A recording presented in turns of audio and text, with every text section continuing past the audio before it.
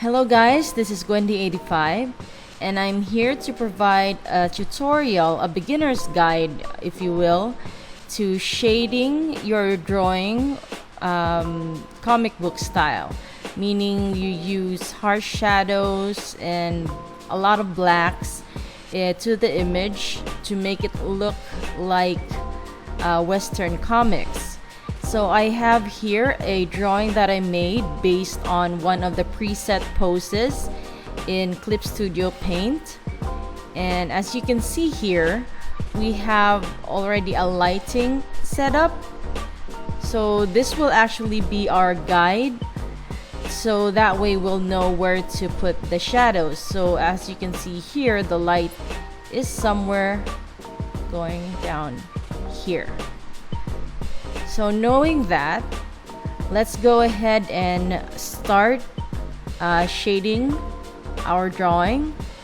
In order to do that, I would suggest you go and use the lasso fill tool. It's very useful in that you don't have to fill in large portions. You can just, make a shape and it immediately fills it in for you. Like that. So if you want to add quick shadows, just like that, rather than using the pen tool and then using the fill. So the lasso fill tool is a lot easier and definitely very useful for this particular type of shading. So knowing where our light source is, we're going to start with shading the hair. So the light source is somewhere in the upper right corner. So we're going to go ahead and add the shadows towards the bottom side, just like so. So that's just the start. You can go ahead and add more detail, more shadows here and there, just bearing in mind the light source. And if you're not satisfied with that, you can add more shadows right here and there. So it actually involves a lot of trial and error, just as long as you keep in mind where the light source is. So that's just the start of the hair area, and I'm going to go ahead and speed things up. I'll do the hair first. And in regards to the hair, let's go ahead and imagine that this is a lighter colored hair, not a dark colored hair, because if it were black, jet black hair, I'd be like just doing that all over the place and just adding lighting. So we're going to assume that her hair color is somewhere in the lighter side. So I'm gonna speed things up now while I work. If the hair strand is somewhere at the bottom, just like this one, make sure that the hair strand above it casts a shadow, just like so. There. It adds a bit more depth to the image, and you can go ahead and continue this one as well. There you go. And as I mentioned, this involves a lot of trial and error until you're satisfied, just as long as you remember where to put your shadows in relation to the light source.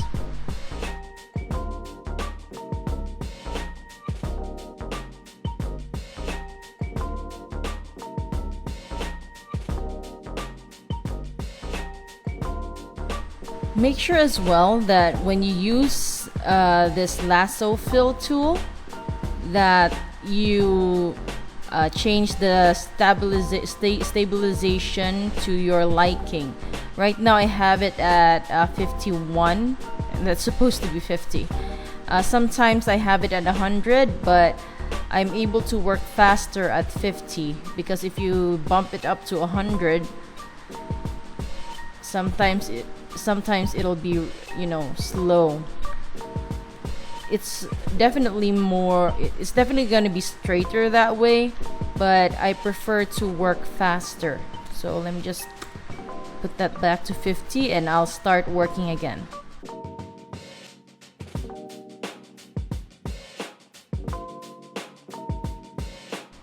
There are times wherein you don't need to use the lasso fill tool. Sometimes you can just use the fill tool. And make sure that it refers to other layers, because I actually have this shading layer at a different layer from my line art. So just make sure that it refers to other layers, that way the fill won't go throughout all the page. So I'm just going to add it here. No, I'm not very happy with that. So I'm just going to change the color margin a little bit. Well, that didn't work. So I'm just going to make sure that any gaps here are closed before I go and use the fill tool. Just like that. So I'm gonna use it for her eyebrows as well. Or maybe not, because we were imagining that she has light hair. So I'm gonna go back to using the lasso fill tool and continuing with the shading.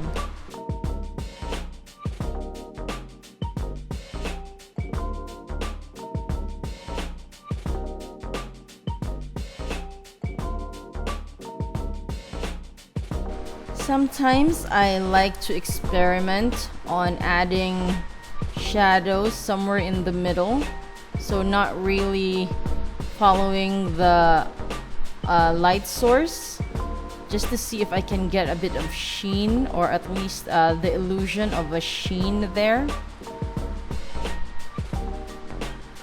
Right, just like that. So you can actually go ahead and break the rules if you feel that it will make the image better. Just like so.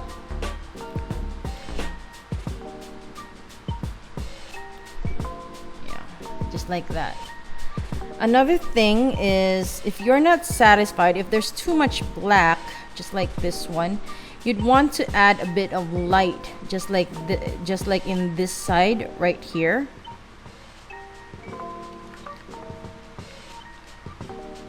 There's a bit of white there to make it more 3D, so to speak. So there's another light source, a smaller light source over there. So since we already colored that one black, just go ahead and use the eraser tool and just make sure that the settings here are to your liking. Go ahead and try that right now.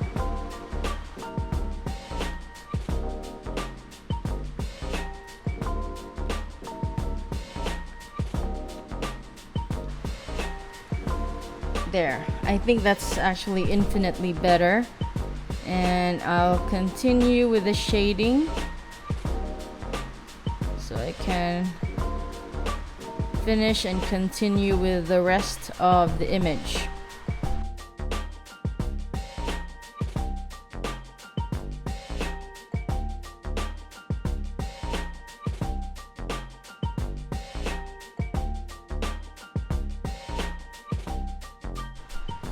Okay, right now I'm generally happy with the hair, so we're going to start with the clothes. But before that, I'm going to add some more detail with the eyes because the eyes are pretty dead right now.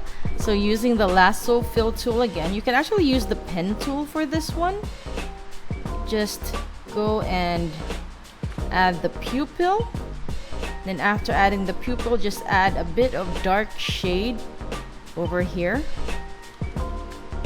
Just like that.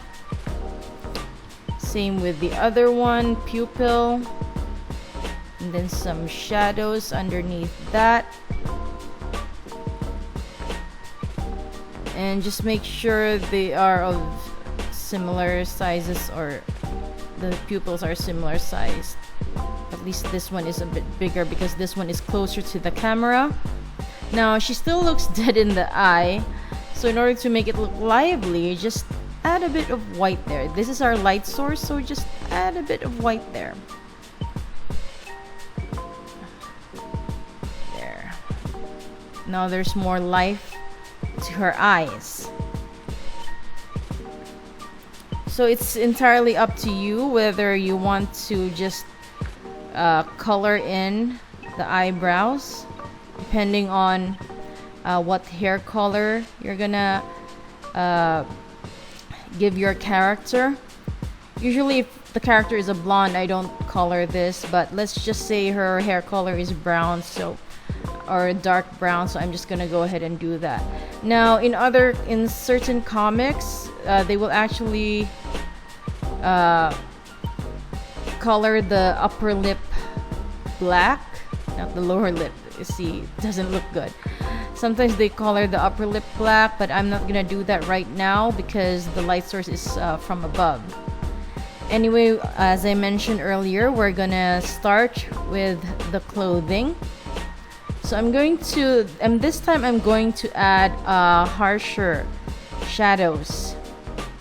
Now, when we go and shade this one, you don't shade the whole thing. At least not the entire thing, because if you do that, it'll look, just empty and it's just gonna be all black.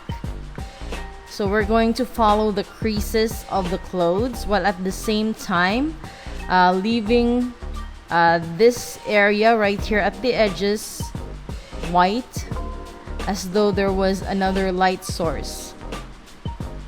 So I'm gonna go ahead and do some shading.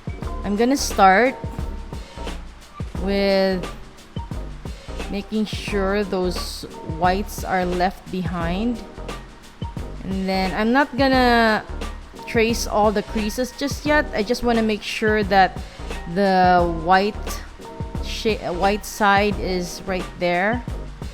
So just like that. Not too thick though. Not too thick, not too thin.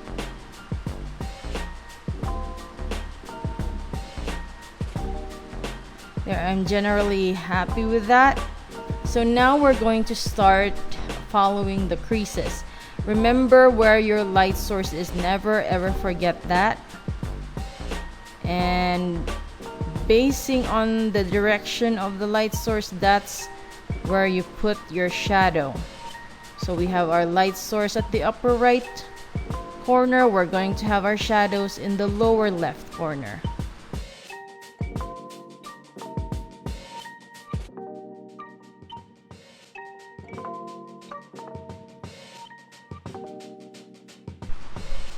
With this side as well, you will want to add, or you will want to make sure that there's some white at the edge as well with this side right here, because definitely there's gonna be a shadow there, but if you're just going to shade this one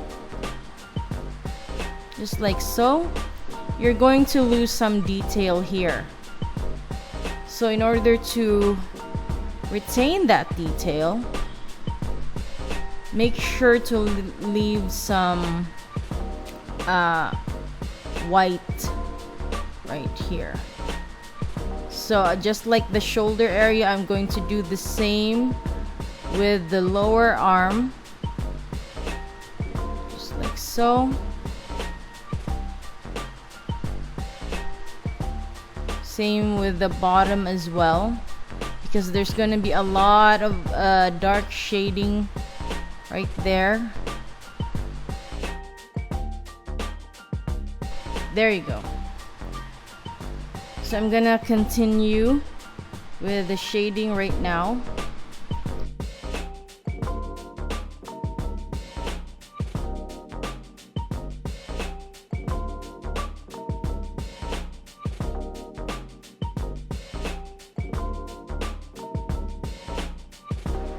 So we're pretty much done with her clothing, or at least her top. And I'm going to go ahead and color her shorts,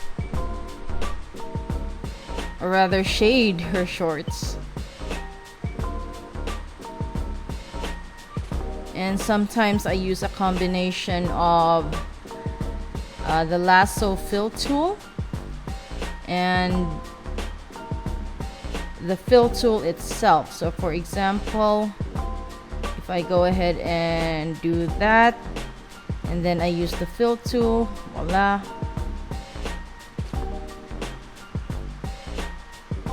So just make sure to seal off the gaps before you attempt to do this. There. There.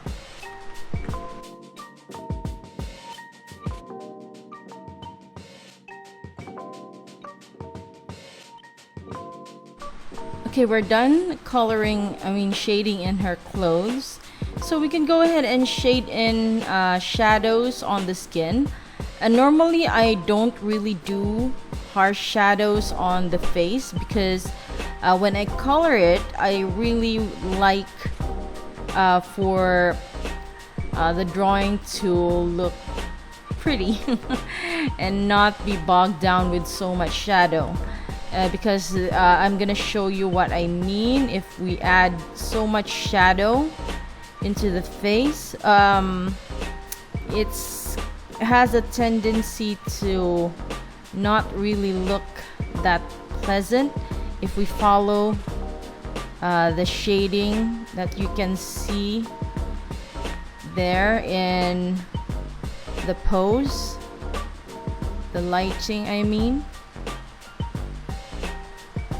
Just show you. Now this would actually be good if you plan on having the character be in a darkened room, because that would explain away all the shadows that you're using, the harsh blacks. So you can actually go with that, but I'd rather not, because I'd like to think that the character is in a somewhat lit room. So I'm not going to add too much shading into the character, but I will go ahead and add little shadows here and there. For example, the ear, just like that. And that.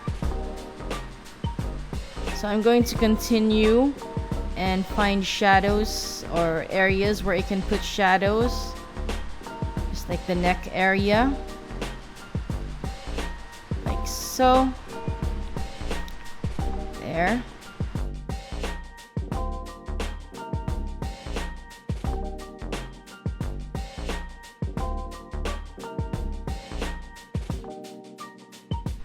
And that's it.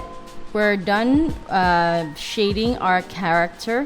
I hope you learned a thing or two about beginner's guide to adding shadows, black shading to your drawing in order to make it look like that of Western comics. So go ahead and experiment on this type of shading, and I hope to see you guys in the next tutorial.